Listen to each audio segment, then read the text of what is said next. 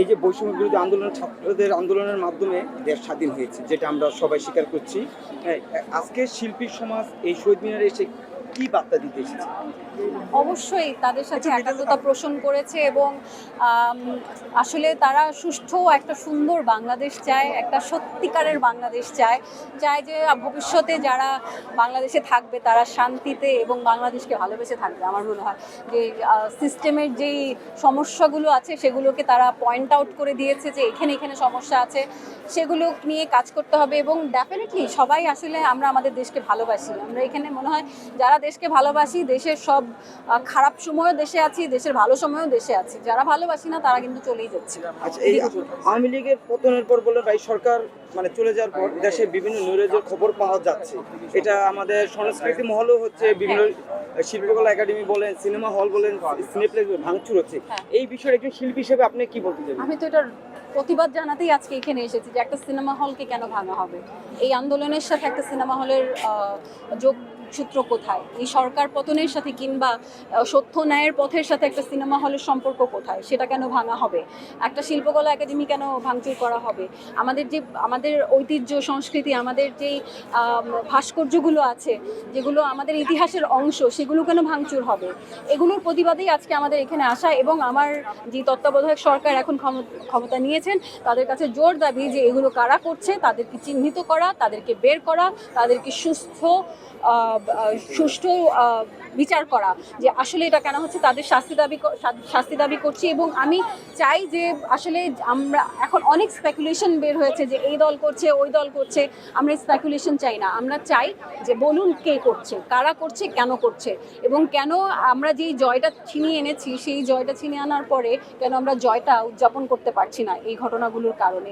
এবং আমি অবশ্যই সব কিছু নিন্দা জানাচ্ছি যে আমাদের একদম পাহাড় থেকে সমতল পর্যন্ত যেই সহিংসতাগুলো হচ্ছে, আমি সবগুলোতেই প্রতিবাদ জানাচ্ছি। আমার মনে হয় যত দ্রুত সম্ভব তত্ত্বাবধায়ক সরকারকে খুঁজে বের করতে হবে এরা কারা, কেন করছে। রাজধানীতে একটা নতুন আতঙ্ক ছড়াচ্ছে যে ডাকাতেরই। হ্যাঁ, এটাও তো মানে আমি কেন রাতে ঘুমাবো এই টেনশনে যে মাইকিং হবে, এলাকায় ডাকাত পড়েছে, এই টেনশনে আমাকে কেন ঘুমাতে হবে? আমাকে কেন বাসা থেকে বের হওয়ার সময় মানে এমনভাবে দোয়া দুরুদ পরে বের হতে হবে যে আমি বাসায় যাতে সঠিকভাবে ফেরত আসি? আমার কেন এই এত শঙ্কা নিয়ে আমি কেন আমার দেশে থাকবো? আমার ডেফিনেটলি আমার এখন তত্ত্বাবধায়ক সরকারের কাছে এইটাই দাবি যে জনমালের নিরাপত্তা আপনারা নিশ্চিত করুন।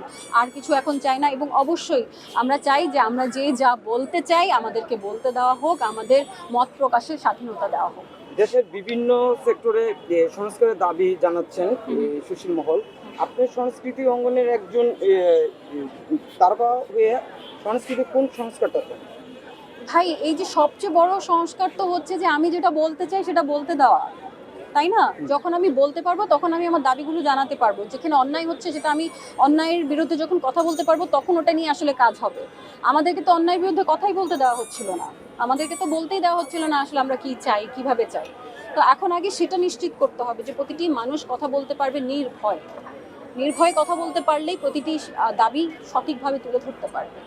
সরকার পরিবর্তনের সাথে সাথে যে আপনার সংস্কৃতিদের, অভিনয় শিল্পীদের বলেন বা সঙ্গীত শিল্পী বলেন, যে সেক্টরে হোক, একটা বিভেদ বা দু দলে বিভক্ত হয়ে যায়, এই বিষয়টা আপনি কি বলবেন?